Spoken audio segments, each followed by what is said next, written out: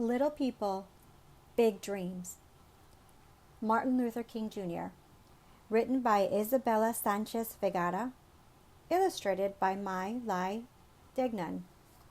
Little Martin was a spiritual boy from Atlanta who came from a long line of preachers. His dad was a preacher, his uncle was a preacher, his grandfather was a preacher. Maybe he'd become a great preacher too. One day, a friend invited him over to play. Martin was shocked when he was asked to leave because he was black. That day, he realized something terrible was going on. This terrible thing was called segregation. It meant that public places, like restaurants and buses, had separate spaces for black and white people. Martin and his friend were sent to different schools. Martin believed that one shouldn't remain silent or accept things if it's wrong. He promised himself that when he grew up, he'd fight injustice with the most powerful weapon of all, words. Martin studied at universities in Georgia, Pennsylvania, and Massachusetts, where he read about Mahatma Gandhi, the man who had improved the lives of millions of Indians with peaceful methods of protest. When he finished his studies, Martin moved to Alabama and became the pastor of a church in Montgomery. Every Sunday, from his pulpit, he encouraged his congregation to speak up about things that mattered. One evening, a woman named Rosa was arrested for refusing to give up her seat to a white man on a bus. Martin asked the people in his community not to take the bus again until the law was changed. Many citizens were inspired by Rosa's story and Martin's words. Suddenly, buses were almost empty. They stayed empty for more than a year until segregation on Montgomery's buses finally ended.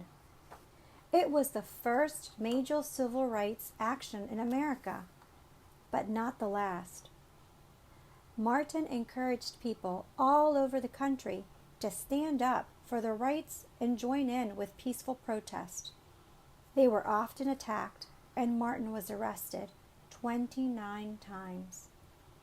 But he and his followers never fought back with force. He knew that hate can't drive out hate. Only love can.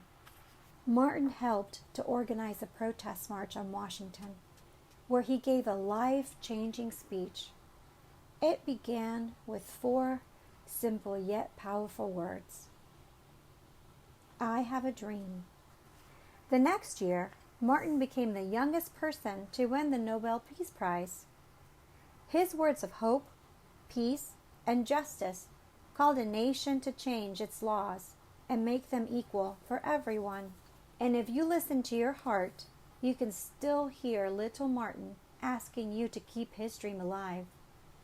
A dream of a world where we are judged by our character, not by the color of our skin. Martin Luther King Jr. was born Michael in Atlanta, Georgia, but later changed his name to Martin. Growing up in a family of pastors, Martin quickly learned to tell the difference between right and wrong. His happy childhood gave him what he later called a strong determination for justice and an optimism that cut through the segregated world he was born into. When he was old enough to leave home to go to college, he combined studies of religion with teachings of Gandhi, a leading activist who chose to protest with peaceful demonstration, not violence. Martin learned this and discovered that his writings and speeches were the best ways to change people's hearts and minds. One of his first opportunities to do so was as a pastor of the Dexter Avenue Baptist Church in Montgomery, Alabama. There, his passionate sermons inspired a new sense of hope. At the same time, he also became the leader of the first African American nonviolent demonstration, started by Rosa Parks, known as the bus boycott. The protest lasted 300 182 days, and following that time, the Supreme Court of the United States declared that both black and white Americans should ride the buses as equals. Over the next 10 years, Martin traveled more than 6 million miles, catching the attention of the world with his dream where children would not be judged by the color of their skin, but the content of their character. Martin's dream continues to inspire us to action today.